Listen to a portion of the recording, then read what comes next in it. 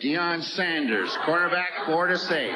Prime time's coming to Atlanta, huh? I want everybody at the airport. I want everybody in Atlanta there. Prime time. Deion, the greatest player ever played football. Prime time. Deion Sanders blazing around second. Tapper goes over to get the ball, the throw to the plate, gets on by, Sanders flies over, and now he is safe at home. He's high-stepping, he's to the 10, he walked the walk and scores a touchdown. I practiced like I played, so when I played, it would be practice. See, me, you could call it cocky, you could call it arrogant, you could call it what you want. You could be my homie, but when we got on that practice field, I was gonna try to embarrass you. You could be my boy, but when I got on that practice field, I wasn't cutting no deals. Because just in case your mama was up there, just in case one of my girls was up there, just in case my mama was watching, that was the expectation. You gotta look good, you play good, pay good, live good, you know, eat good, die good. His resume is unrivaled. His highlights are unforgettable, and his swagger is unmistakable. A two-sport superstar whose brilliance on the football field and baseball diamond made him one of the most legendary figures in the history of American sports, and whose singular showmanship made him an icon. The show has just begun.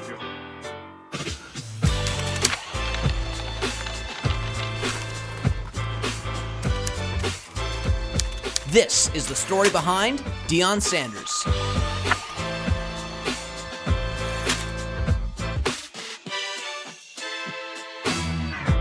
Deion Lewin Sanders was born August 9, 1967 in Fort Myers, Florida. As you might expect from one of the most accomplished athletes in pro sports history, he looked like a prodigy from the get-go. Blessed with ungodly speed and a laundry list of other physical gifts, Sanders began playing organized sports as a young boy. By high school, Sanders was the best athlete of any age for miles, earning all-state honors in football, baseball, and basketball. On the gridiron, he shined on both sides of the ball, starring at quarterback and defensive back for North Fort Myers High School and eventually earning a spot on the Florida High School Athletic Association's All-Century team. On the baseball diamond, Sanders dazzled with his defense in the outfield and his blazing speed on the base paths. And on the hardwood, he was just a flat-out beast. In fact, it was his basketball prowess that earned him the nickname Primetime, a moniker bestowed upon him after Sanders dropped 30-plus points and threw down multiple dunks in a high school basketball game. It seemed inevitable that Sanders would go pro in one sport or another, likely football, but it was professional baseball that came calling first. In 1985, the Kansas City Royals selected Sanders in the 6th round of the MLB draft. According to then Royal scouting director Art Stewart, the club had already reached a verbal agreement with Sanders, who would receive $40,000, more than $100,000 in 2023 dollars, for signing. Except Sanders, who was simultaneously being recruited by numerous top colleges, never did. Instead, less than 24 hours after being drafted, Sanders finalized his commitment to Florida State University, where A, he could continue playing multiple sports, B, he'd received an assurance from head football coach Bobby Bowden that he'd get to play immediately despite being a freshman, and C, he wouldn't be too far from his beloved mother. And it was during his time at Florida State that Sanders transformed into Primetime, cultivating an audacious and flamboyant public persona that turned him into a household name. As he once put it, quarterbacks made the big money. Running backs made the big money. The question was, what do we gotta do to build my mother her dream house? Primetime. It also helped that he continued to dominate at every sport he played. In his 4-year run at FSU, Sanders was a 2-time consensus All-American on the football field, a shutdown corner and electrifying special teams player who was downright magnetic no matter where he was lined up. To this day, Sanders still holds or shares multiple FSU records, including most career pick sixes, punt return yards, and punt return touchdowns. And while he was positioning himself as a potential first-round NFL draft pick, Sanders was also dazzling on the baseball diamond and the track, sometimes on the same day. Sanders hit over .330 in 1986 for a revamped Seminoles program that made it back to the College World Series for the first time in 6 years, then swiped 27 bases the following season to propel FSU to a second straight CWS berth. And although it was no secret that football was both his preferred sport and the one he excelled at the most, Sanders' toolsiness still enchanted plenty of big league scouts. Sanders, it seemed, was the second coming of Bo Jackson, the Heisman Trophy winner and two-sport legend who made his MLB debut with the Kansas City Royals in '86, then made his NFL debut with the Los Angeles Raiders in '87. Sanders also had the talent to do both, and he was going to get the chance. Following his junior season at FSU, the New York Yankees selected Sanders with their 30th round pick in the MLB draft, taking a flyer on the dynamic outfielder even though everyone knew he could, and likely would, soon leave baseball for the NFL. But Sanders wanted to try. Of course, he knew that his real earning potential was in football, and therefore insisted on a uniquely structured contract that included a $1 million insurance proviso in the event of an injury that hampered his football career. He also made it clear that if he were to become a two-sport pro, football would be his top priority, and baseball would be his de facto summer job from opening day until the start of NFL training camp. With that, though, Sanders' professional baseball career was underway. He reported to the Yankees affiliate in the Gulf Coast League and spent the months ahead of his senior season at FSU working his way up the minor league ladder. And after hitting a respectable .284 that summer in his first taste of pro baseball, Sanders proceeded to turn in a season on the gridiron that cemented him as one of the top NFL prospects in the country. As a senior, Sanders earned the Jim Thorpe Award as the nation's best defensive back and delivered one of the most iconic moments in Seminoles history with a game-sealing interception in the 1989 Sugar Bowl. 3rd and 10 from the 22. Black picked off by Primetime. What timing? Deion. No matter what became of his nascent baseball career, he was going to be a star in the NFL. And following his sensational senior season and legendary showing at the NFL Combine, Sanders was selected 5th overall in the 1989 NFL Draft by the Atlanta Falcons, a potentially transformative pick for the long-suffering franchise. The only problem? The two sides couldn't agree on Sanders' worth. Instead, a protracted contract dispute unfolded between the Falcons and their prize draft pick, who, as it happens, got called up to the big leagues about a month after the NFL Draft. And on May 31st, 1989, with his contract situation in Atlanta still very much unresolved, Sanders made his MLB debut, starting in center field for the Yankees and going 1 for 4 with an RBI. His first stint in the big leagues didn't last long, but in 9 games with the Yankees before being sent back down to the minors, Sanders put all his tools on display, dazzling with his defense, throwing out a runner trying to take an extra base, stealing a bag, and even smacking his first big league home run. For a 21-year-old with less than a year of minor league experience under his belt, it was impressive. Even the late Yankees owner George Steinbrenner thought so, telling Sports Illustrated that there's no doubt in his mind that he can be a major league star. Suddenly, with baseball looking more like a viable career alternative than a summer hobby, Sanders had even more leverage in contract discussions with the Falcons. And sure enough, days before the start of the 1989 NFL campaign, Sanders, who was then in the midst of his second cup of coffee with the Yankees, received an offer he liked, a 4-year deal worth $4.4 million plus a $2 million signing bonus. Just like that, his debut season with the Yankees was over. It was time for Neon Deion to do what he does best, and it didn't take long for him to enrapture the NFL. Only minutes into his Falcons debut on September 10th, 1989, Sanders made his game-changing potential abundantly clear. And they'll kick it away just outside his spine. This is a beauty, and Sanders retreats back to the 32, drops the ball again. One man missed him, another man missed him. Now he's going wide off to the right. Deion to the 25 to the 30, to the 35 to 40, the 45 to 50, the 45 to 40. My God, Deion Sanders is going to score! My God! That 68-yard punt return touchdown not only immediately endeared Sanders to Atlanta, but thrust the two-sport phenom into rarefied air. With that TD, Sanders became the first athlete ever to score an NFL touchdown and hit a homer in the big leagues in the same week, having smacked a 2-run bomb for the Yankees 5 days earlier.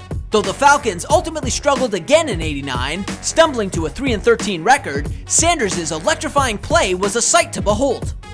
In the end, he snagged a team-high 5 interceptions, finished 5th in the league in kick return yards, and established himself as the league's foremost attraction with his on-field aesthetic and swagger, from his signature bandana to his epic high-stepping to his elaborate touchdown celebrations. And, much to the sporting world's delight, about a month after the Super Bowl, he re-signed with the Yankees. Sanders was doing it, just like Jackson. and the Yankees even included him on their opening day roster. That said, he played sparingly in 1990 and struggled mightily when he did get his opportunities, but that didn't stop Sanders from commanding the spotlight. Memorably, that May, Sanders got into a dust-up with future Hall of Famer Carlton Fisk, who took umbrage with Sanders drawing a $sign in the dirt ahead of his first at-bat before neglecting to run out a pop fly in the third. Then, in a highly anticipated showdown between Sanders' Yankees and Jackson's Royals, Sanders legged out an inside-the-park homer after Jackson failed to haul in his liner to center field. To be fair though, Jackson's efforts ultimately overshadowed that inside-the-parker. The Royals star hit 3 homers that night. All told, it was an eventful season for Sanders, though it wasn't a terribly encouraging one. In 57 games with the Yankees, Sanders hit just .158 and was arguably the worst player on the team.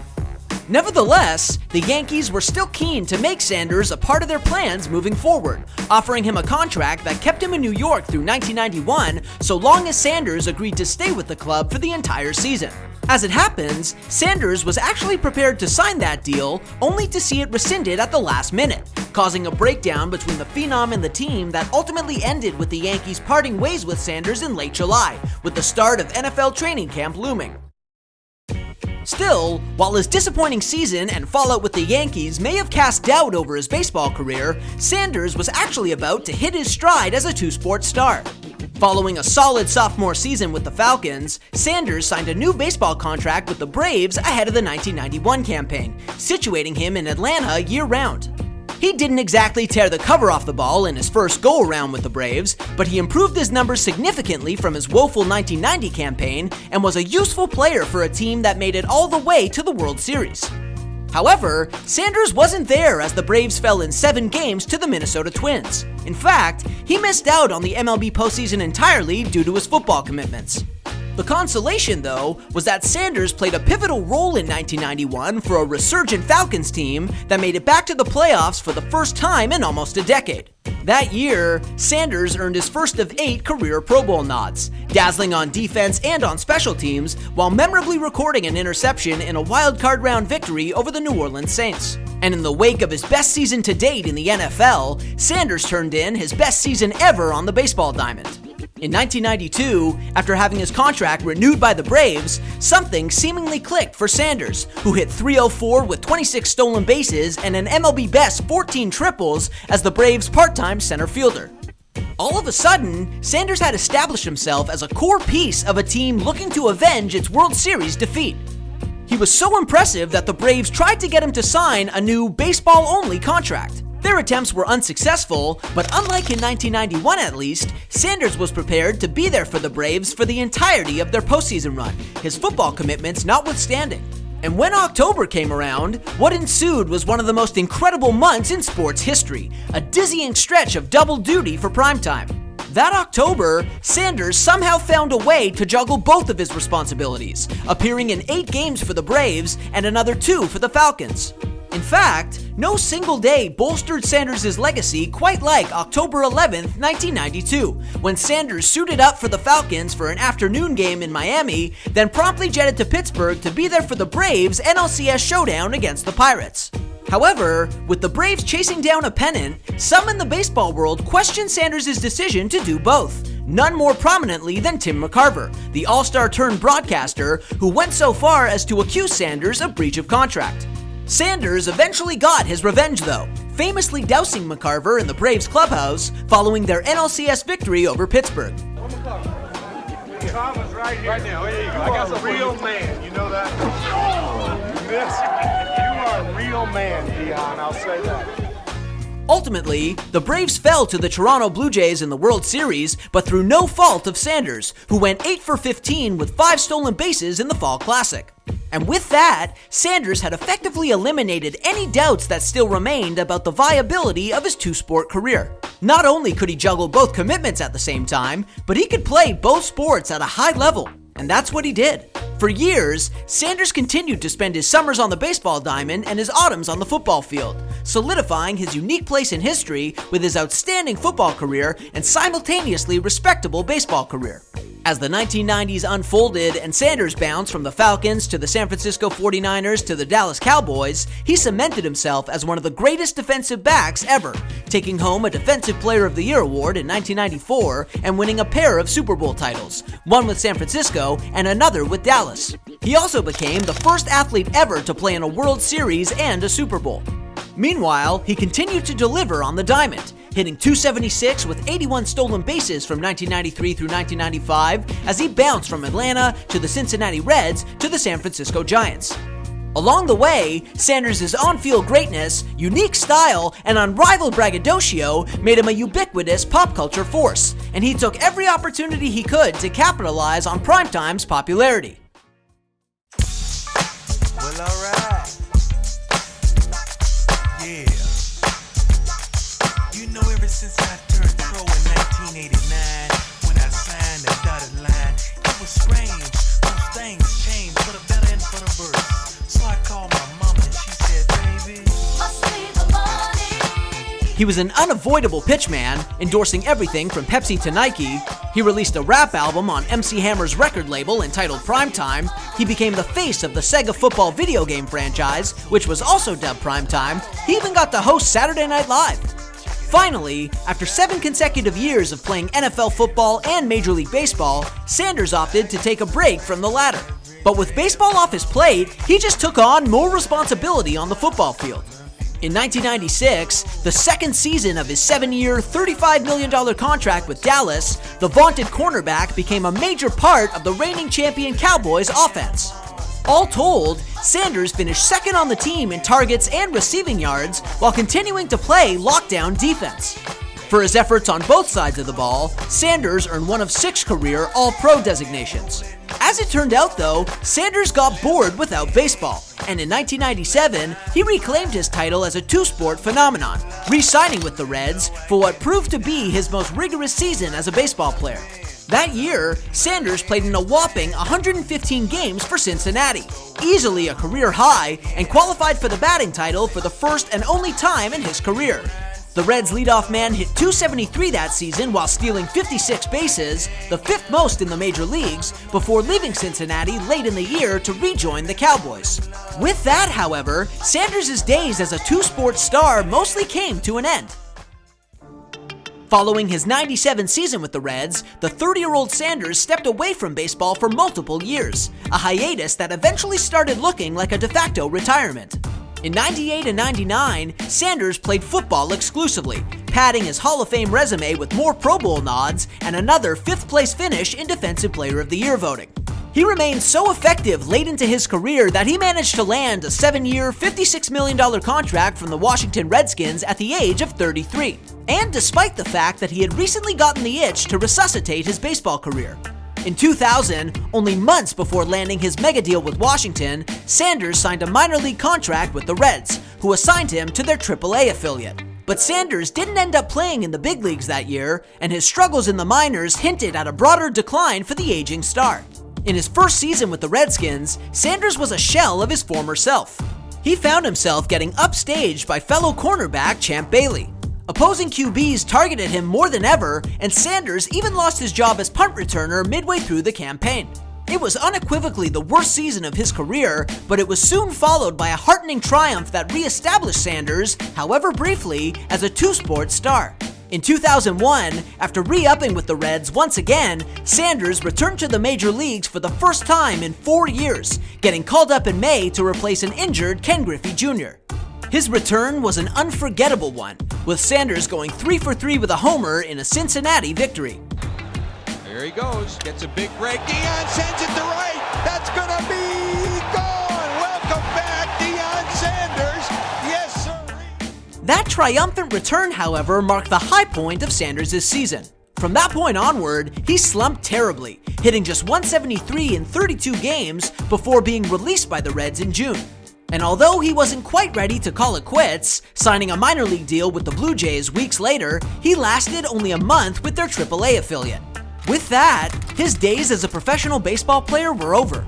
And, to the shock of the sports world, his football career was ostensibly about to end too. In July of 2001, with NFL training camps just about to get underway, Sanders abruptly and unceremoniously announced his retirement from football just 1 year into his deal with Washington.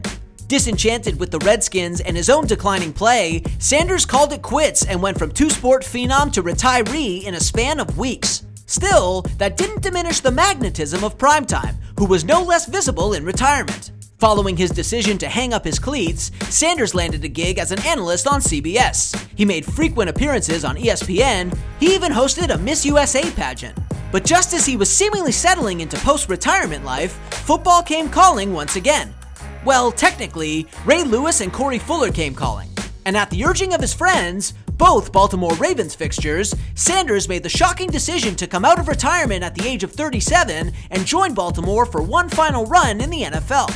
That 2004 campaign didn't go down in the annals of Ravens history, but it was a meaningful one for Sanders, who in Week 7 recorded the 9th and final pick 6 of his career, tying him for 5th on the all-time leaderboard. Just cracked 100, 3rd and 9. Misdirection. Picked off. Deion Sanders will waltz in for the touchdown.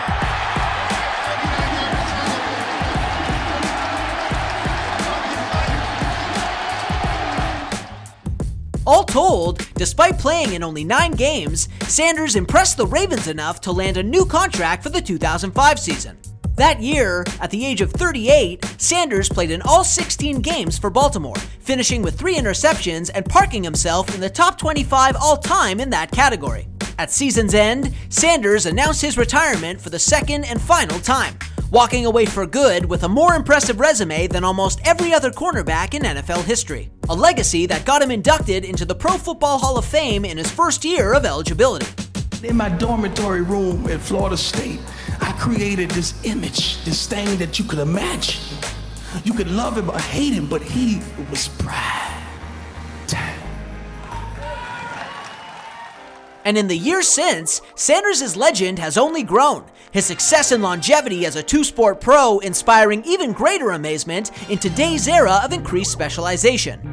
In the nearly 2 decades since his retirement, only a select few have even had the potential to play both NFL football and Major League Baseball, and none of them, not Jeff Samardzija or Russell Wilson or Kyler Murray or Tim Tebow, came close to realizing that unlikely possibility. And like his legacy, his influence within the game of football remains considerable today. After several successful years in broadcasting following his retirement, Sanders transitioned into coaching, first at the high school level before taking over as head coach at Jackson State in 2020.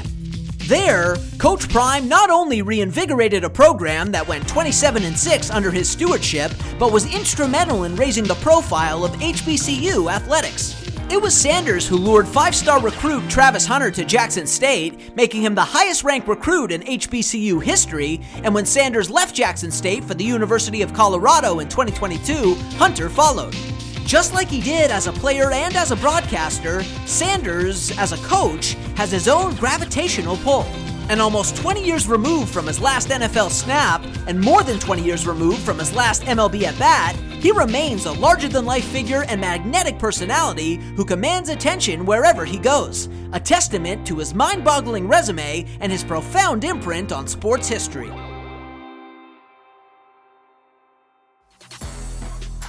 Thanks for watching. If you like this video and want to see more content like this, hit that subscribe button.